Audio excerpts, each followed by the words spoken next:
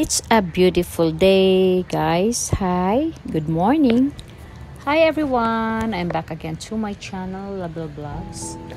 Well, I'm here now in the brunch, one of my favorite place na pag wala akong pasok or I want to relax. So, you can come in this place. Nandito lang po ito sa may Kita Nagase. Well, of course, kung taga Okayama kayo, Japan, you can come in this place.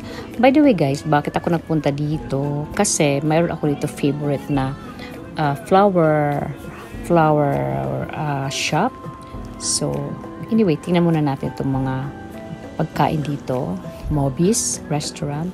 So ang katabi niyan is flower shop.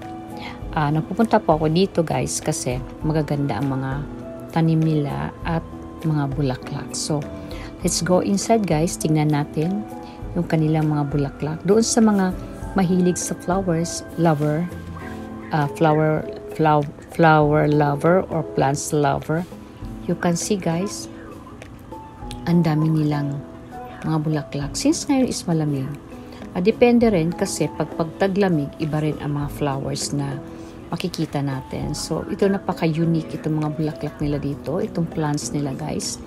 Ito nakakatuwa ito, mayroon siyang bunga. Ayan, maliliit na green.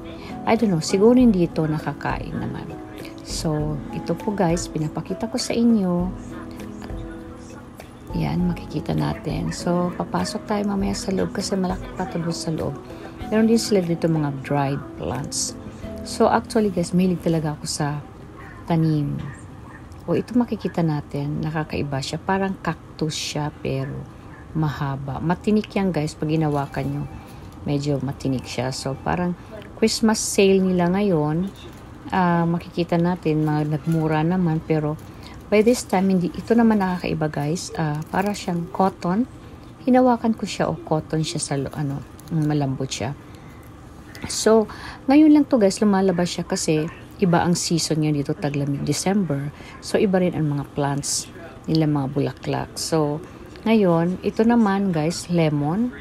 Nakikita natin. Kaya sabi ko, pag nandun ako sa kabilang bahay, pag ako'y lumipat na doon sa bahay ng aking father-in-law, mayroon kasi silang garden doon. So, pwede na ulit ako mag-start ng mga plants. So, this one naman is nuts. So, pwede ka rin pala magtanim ng nuts sa paso, kahit lang sa pot. Okay guys, let's go inside. Tingnan natin. May mga dried leaves, dried plants din sila. So come on guys, let's go inside. And this is it. We're now inside in this flower shop.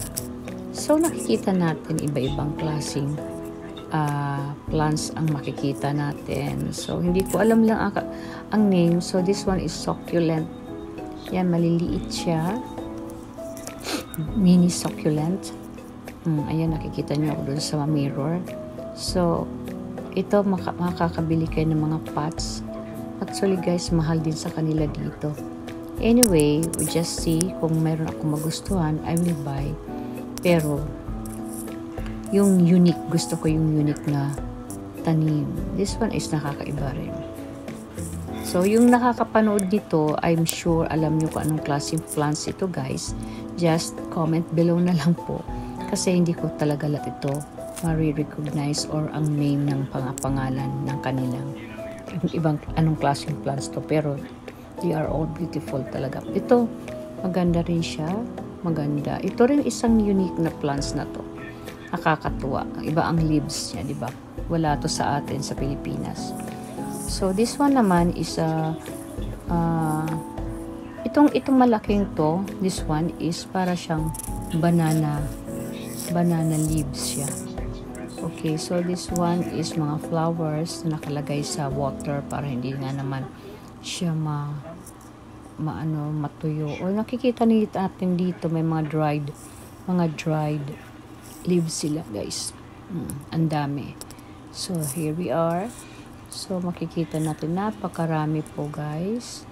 So ito alam ko ito, kilala nyo to. Common to may mga nakikita natin. Tumahal to sa atin guys pag bumili kayo. So this is our different kinds of pots. So you can buy also here guys kung if you want. Tapos you can ipapa-arrange nyo sa kanila.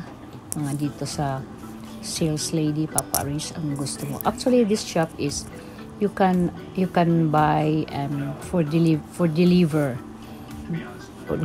din sila, I think. Tapos nakita ko kasi kanina ito may mga dried leaves sila. Then nakita ko kanina meron nag-buy siguro para sa wedding or birthday bouquet.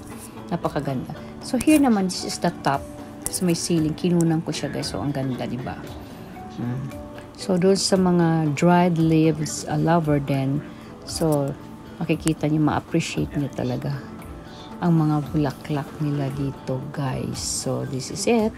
So this one naman is cactus. Yan. And this is the dried leaves. Sila na rin ang nagda-dried. Ayan na. Ito nakakaiba itong itong plants. This one is parang common. Nakikita ko to ngayon pagtaglamig. Itong mahaba na to na puti. So let's go there to another side. Ayan, Christmas sale, 10% off. Siguro mas mura ang kanila ngayon. Ito mga dried leaves. Mura ang kanila. Ayan, itong sinasabi ko, maganda itong plants ito. I like these plants. Itong white na to. Feather siya. So here we are. There are small plants, a miniature. Meron din sila dito perfume.